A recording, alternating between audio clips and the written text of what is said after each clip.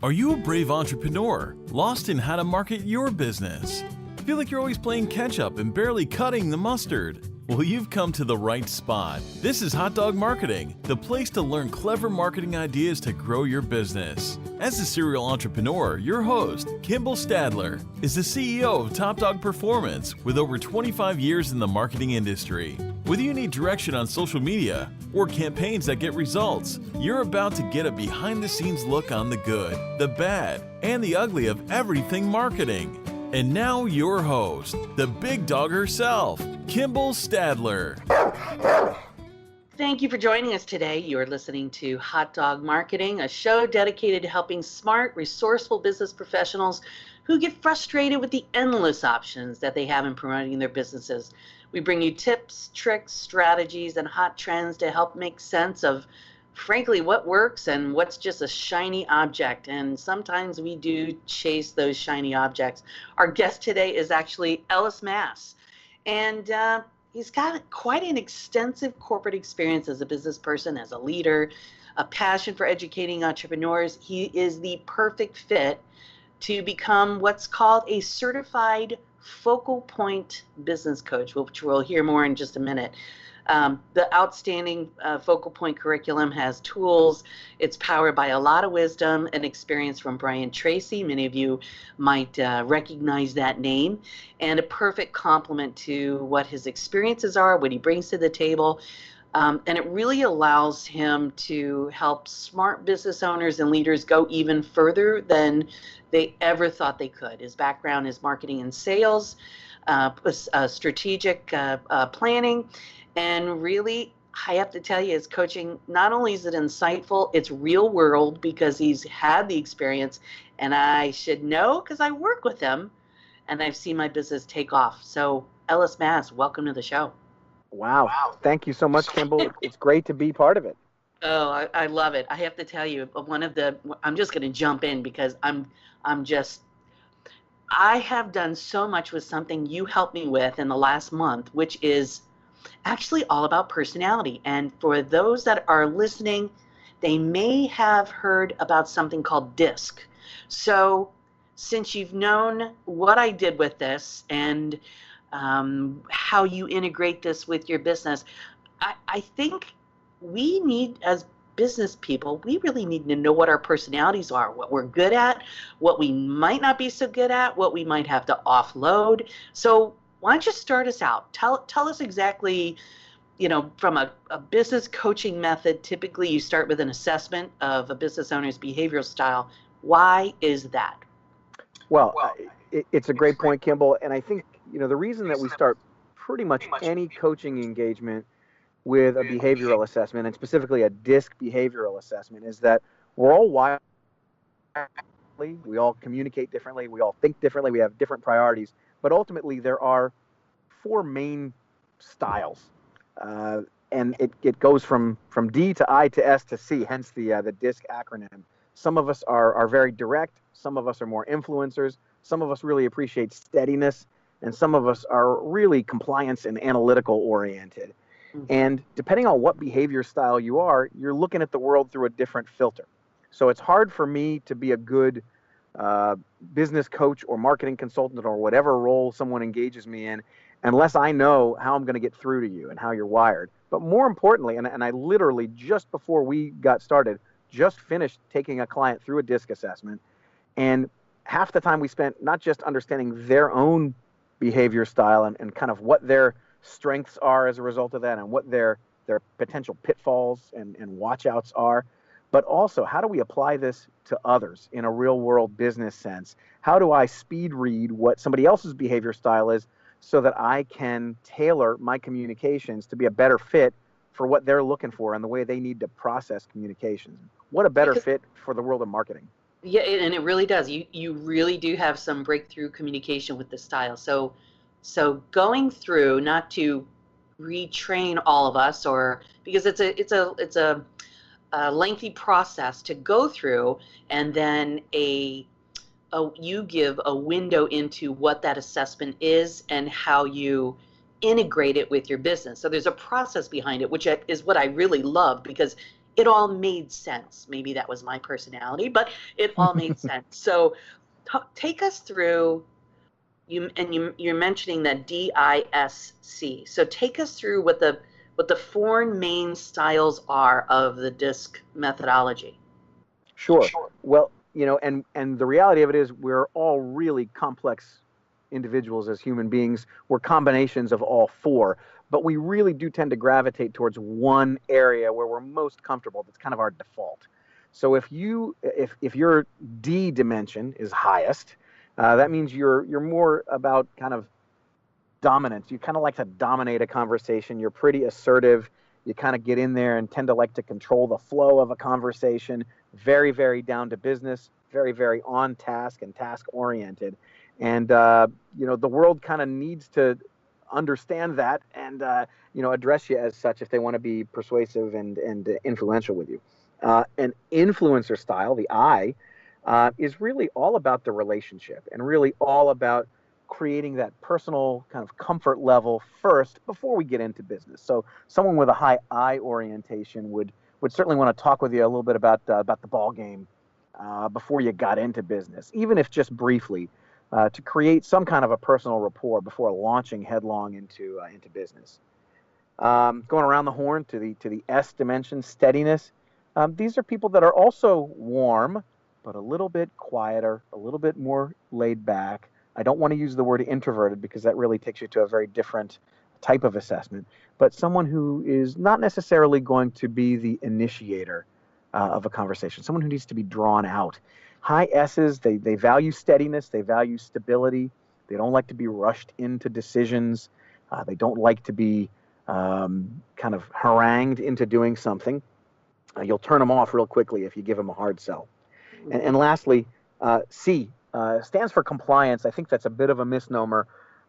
They are really incredibly analytical. They are data-driven to an extreme. They want to see facts and figures on just about everything. They don't mind getting deep into the detail, and they really want you to prove it to them. Don't make an assertion that you're not willing to go back and prove. If you do, they're going to ask you for proof. Obviously, the selling strategy, the marketing communication strategy that would be ideal for one of these types might be the polar opposite of what some of the others are looking for. Yeah, because that you and I have talked about this obviously, but the C and the I are usually the polar repellent. Yeah, absolutely. I mean, you if you treat an I like a C, you go in, you have, you're in a conversation with someone who's an I. All they want to do is get to know you a little bit first before they can trust you. They want to know how your kids are doing. They want to know, like I said, how'd you like the ball game last night? They want to have a little bit of small talk first. If you treat them like a C, you're going to ignore that and jump straight into business. You're going to throw a ton of detail at them, facts and figures that frankly are too much for them. They don't really want it. They don't necessarily care about it. So if you're in a selling situation or even just kind of at the top of a marketing funnel and trying to explain some things to them, you'd be going at it the completely wrong way. Yeah. And that really takes you getting out of your own head and being, as I always say, you have got to be customer centric. You have to not only start with the end in mind, but you have to start with the customer in the forefront. Absolutely. So, and one example of that would be, if you are a D person, for example, that's kind of your primary. If you approach the whole world in the same way, you're going to turn off a lot of people. Ds, because we have statistics on this, they only are about 19% of the population. So if you're treating everybody like a D, you're going to be alienating about 80% of the people that you're talking to. Wow, that's craziness. So from right. from a driving results, I'm sure you've seen some big ahas. Yeah, absolutely. And that's what I really like the most about DISC. There are plenty of other types of assessments that many of us are familiar with. Myers-Briggs comes to mind. We all hear about these things. Many of us have taken them. The great thing about DISC is that it really is very, very simple to apply. I can very easily, with a little bit of training, identify someone as a behavior style. So one great example that comes to mind is I was working with a sales manager and his boss, who was essentially the CEO of a medium-sized business. And we went through some sales training, and we included DISC as part of that. And we started talking about a specific example when we were done, about a customer that these guys had been trying to close the deal on for months. They had it almost to the point of closing the deal, and they couldn't. We've been trying to set up a lunch with this guy. He keeps blowing us off. I can't even get the lunch to go have, to talk to him and get this deal closed. And I said to him, well, what's his behavior style? And we tried to figure it out for a second, and we determined he was a D. And I said, guys, if he's a D, does he want to have lunch with you? And the light bulbs just went off. They were almost on their faces. Like, no, of course not. This guy doesn't. He has plenty of friends. He wants to have lunch with them. He doesn't want to have lunch with you. He wants to do business with you, but he wants to do it as quickly and efficiently as possible. So literally, they make a phone call right after our session. They call him up. They say, hey, can we come to your office and spend about 15 minutes signing some papers so we can get done with this? He said, sure, come on by, 3:30. They come by, deal's done, deal's closed. They've been trying to have lunch with him for months. The guy didn't want to have lunch. He just wanted to sign the papers. He was ready to go. And see, in a typical selling process, they might have learned, you gotta schmooze them. You gotta know, like, and trust someone. You gotta make sure that you get to know them. That's not exactly what he wants. Plus, if they were a C, that's totally what they don't want. Right, absolutely. And I mean, it's all of that stuff's true to an extent. It's just a question of degree, and it's a question of what's the right balance. They do need to know, like, and trust you, but the way that you build trust with someone who's a C is going to be very different from the way you build trust with someone who, say, is an I. If someone's a C, you build trust by proving it. You build trust by showing that you have the stats and you're buttoned up and you have answers to all of their questions, and they're going to salt and pepper you with a ton of questions. With an I, they got to get to know you. They got to understand you. And they really develop more of an intuitive, innate kind of trust in you. All right, so being that we talk about the marketing, we talk about, this is great because I not only did I love the DISC, and I love the personality anyway, because I've done nonverbal body language skills and training for, oh my God, most of my career. But the reason I like this, Ellis, is because it transfers over into all the best practices for me on social media.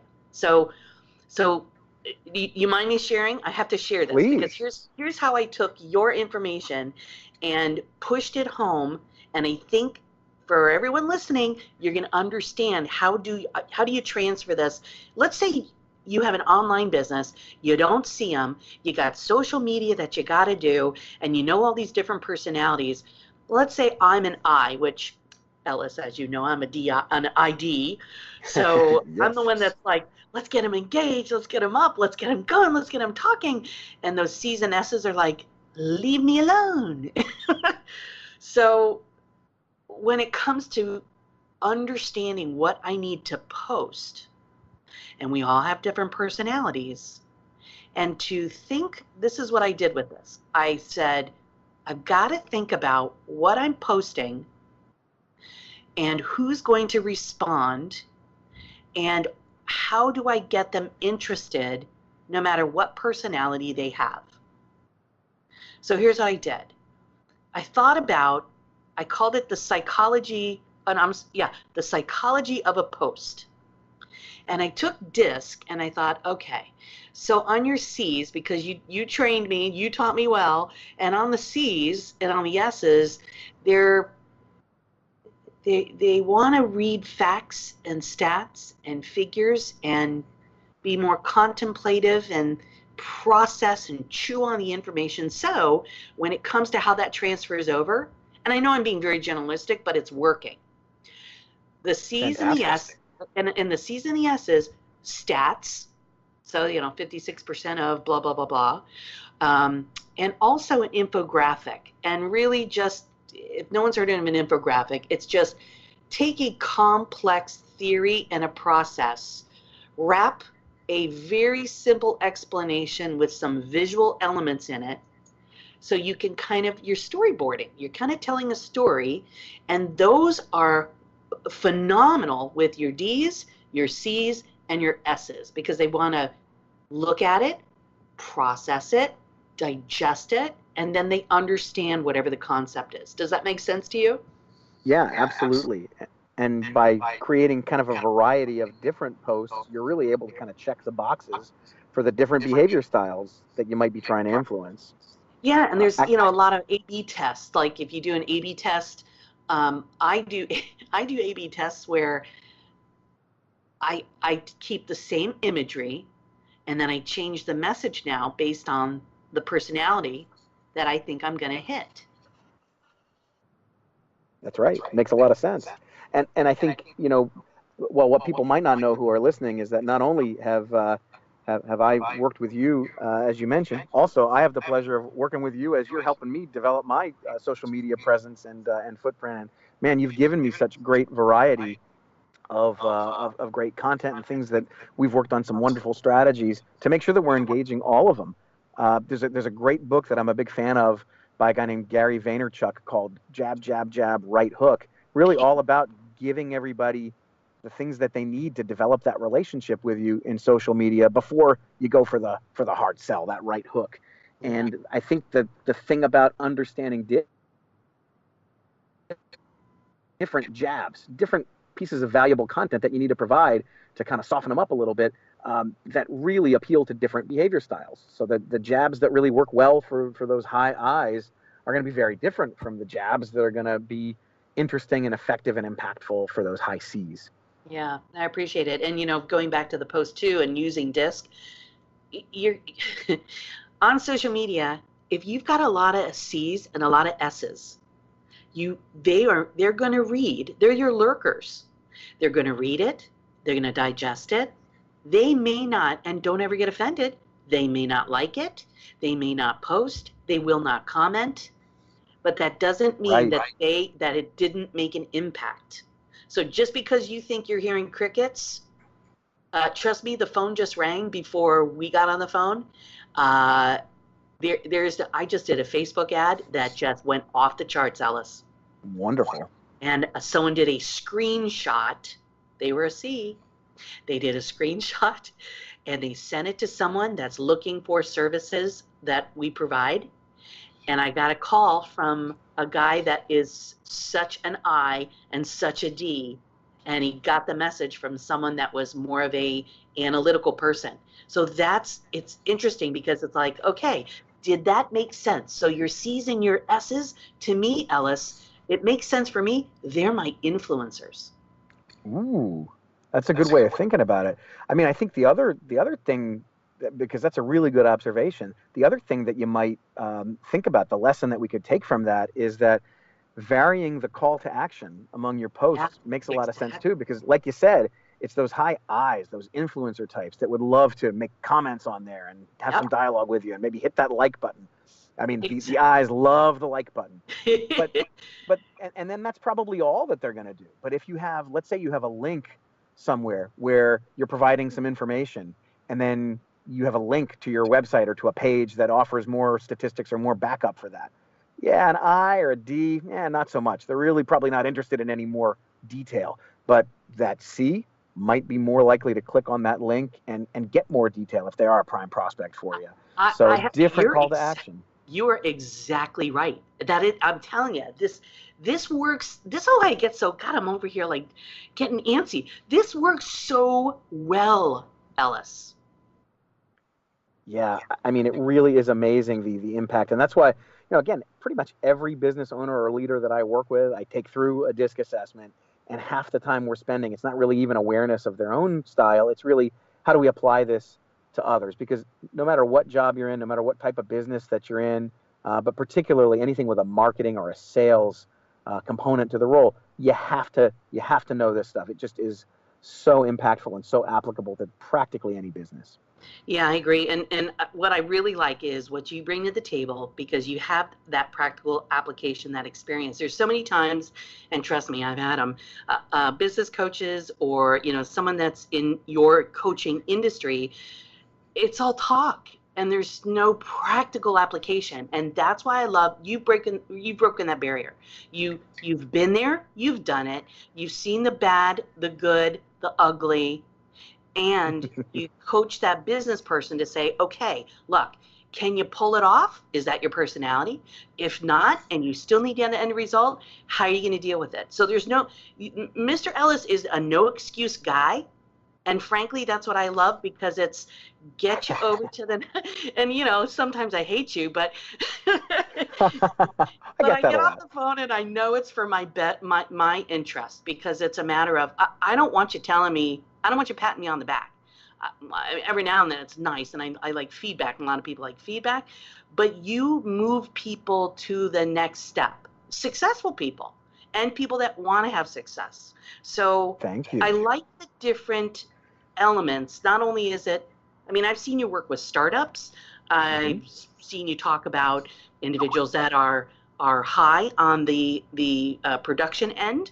Where's the gap? How do I get the lift to the next level up? So I'm glad we're talking, because everybody can be a little bit better than they were yesterday, but not everybody knows how to get there. So it's nice to have a coach like yourself that has been there and can say, yeah, how's that working for you? and then go deeper. It's not just lip service. So I know. Thank you, Kimball.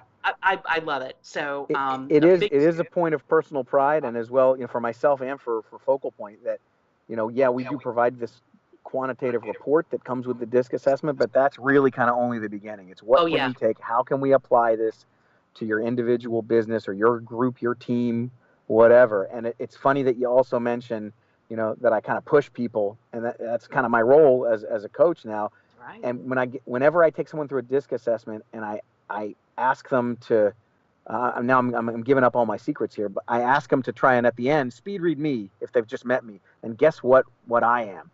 They'll invariably guess that I'm a D because I pushed them really hard, or that I'm a C because I'm throwing a lot of stats at them. Reality is I'm an I, but what we can do is the role and that situation, forces me. If I'm going to do a great job, I need to be able to adapt. And that's the skill that we all need to learn. No matter what our innate style is, we need to understand, hey, there's a time and a place where we need to apply something different. We need to develop the other tools in our toolkit so that we can be our most effective when the situation calls for it. Exactly. So we've got a few minutes left, so I want to make sure that I shift this over to you and, tell us a little bit about, how people can engage with you, anything about Focal Point. It's the floor is yours for the next 3 minutes. It's the Ellis Show, so go. Well, thank you. Well, hey, bottom line is I love working with smart business owners and leaders who are great at what they do and are really looking to take their success to the next level. I'd say if you're interested in engaging with me in any degree, let's just have a conversation. Go to my website. It's just EllisMass, ELLISMASS .FocalPointCoaching, all one word, .com, ellismass.focalpointcoaching.com. On that, you'll find a couple things. You'll find some great tools, some free resources, content, things that you can download, some worksheets. And you'll also have an ability to reach out to me and contact me if you have questions for me. You can even get on my calendar and book a 20-minute call. We can talk about any kind of business situation, no charge for any of that stuff. And if it turns out we need to do something more, or it would make sense to do something more, we can follow up accordingly. But that's really the best way to get started. And I love talking with people about their business and their business goals and their business challenges. And even if only for 20 minutes, let's brainstorm a little bit together and figure out what makes sense as a path forward. Absolutely. And it is the best 20 minutes. And you would think, 20 minutes, what can you get done? Oh, you can get a lot done in 20 minutes with you. That's the goal. The challenge is any 20-minute phone call I take, we got to get some value out of it. And that's kind of how I roll. Yep. Well, it works for me, and I hope it works for others. So I have to tell you, any last thoughts, any quotes, or anything you want to leave us with, and maybe a nugget of something that I need to do today? Well, I'll tell you what, I'm going to tell you the same thing that I tell everybody that I meet, and I'm going to tell you the same thing that how I sign my emails for your entire audience. Whatever you're going to be outstanding. I love it. Okay, we're going to leave it there. And Ellis Mass, love it. Focal Point Coaching, and I'm so thrilled you're on the show. Thanks for being a part of it. Thank you for having me, Kimball. It was fantastic. Take care. Bye-bye. You've been listening to Hot Dog Marketing. Be sure to follow us on Radio Ear Network and the SOB Network, and reach out to us on Facebook at Top Dog Performance and on Twitter at Top Dog FL. Want free marketing tools for your business? Simply visit www.topdogperformance.net and download LinkedIn ebooks, posting schedules, and a host of other ideas designed to make you the top dog in your business.